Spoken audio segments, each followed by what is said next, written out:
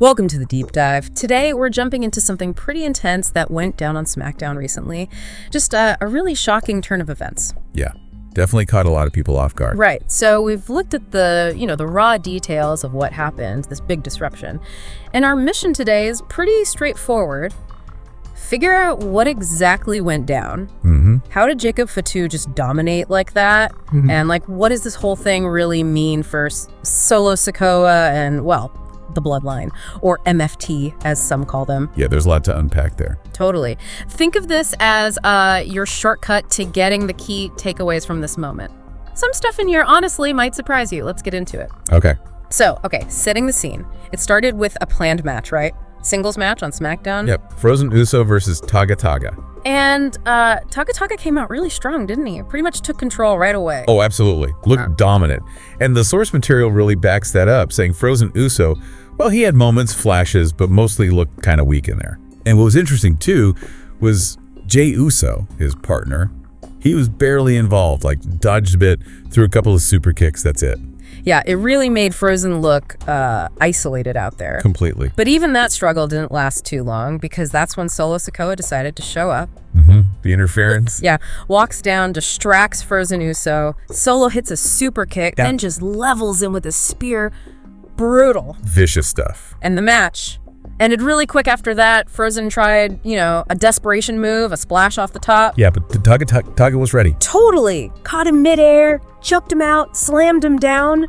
Pin, done. And right after the bell, Solo's just standing there by the ring.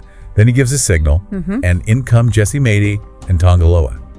And they just start beating down Frozen Uso. It wasn't random. It felt very orchestrated. Yeah, like a coordinated attack, sending a message. Exactly. And then, as if that wasn't enough, Solo calls for the steel cage. Right, lower the cage, Yeah. which just, ups the ante considerably. Nowhere to run. Yeah, sets the stage for, well, even more punishment. You could feel the tension just ratchet up. Definitely. Solo starts loading up, looks like he's gonna hit the Samoan spike on Frozen Uso, the final nail in the coffin sort of moment. It felt inevitable right then. But then, boom, Yeah. the music hits. Jacob Fatu. Jacob Fatu's theme, yeah. The place goes nuts. And he storms the ring. Everything just changes in that second. And this is the bit that's really fascinating. The most surprising part, maybe. Okay.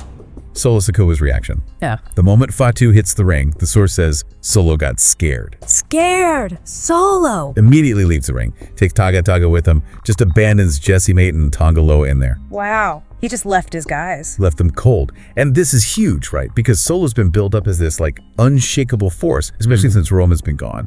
Seeing him back down, actually look afraid. Yeah. That's a massive crack in the facade. That is astonishing, actually. It's so against the character we've seen, this guy who's all about dominance. What do you think that tells us about Fatu's impact, or maybe where Solo's head is really at? It tells us a ton. I mean, this wasn't just him avoiding a fight. It's like he instantly recognized Fatu as maybe the major threat. Right. It completely undermines the authority Solo's been trying to build. It's not just a physical challenge Fatu represents, it's an existential one to his leadership right now. It showed a vulnerability nobody else has really exposed. So Fatu has the psychological edge right from the jump. Absolutely.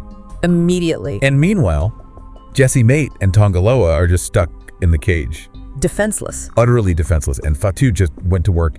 Absolute destruction. No mercy shown at all. None. The source calls it complete destruction. Slamming them into the cage wall, throwing them around like rag dolls, hitting Samoan drops. Just total carnage. Yeah, and the ease with which he did it. It wasn't even a struggle. It was just pure dominance from the second he got in there. It screams power shift.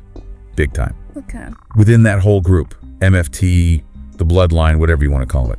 Okay, so let's boil this down. The big takeaway here seems to be this massive, undeniable shift in momentum. I feel like. And seeing Solo Sikoa actually look vulnerable, maybe even scared, when facing Jacob Fatu.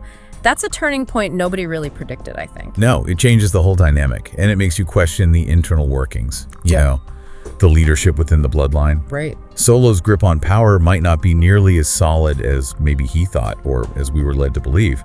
This whole event has really shaken things up for them. So that leaves you, the listener, with this thought, right? What does this mean for SummerSlam? The big one. Especially with Solo defending his title. Is Jacob Fatu about to just walk in and potentially become the new United States champion. It certainly puts that possibility front and center now. Yeah. This one single explosive moment, it could honestly change everything we thought we knew about where this story was headed. Lots to think about.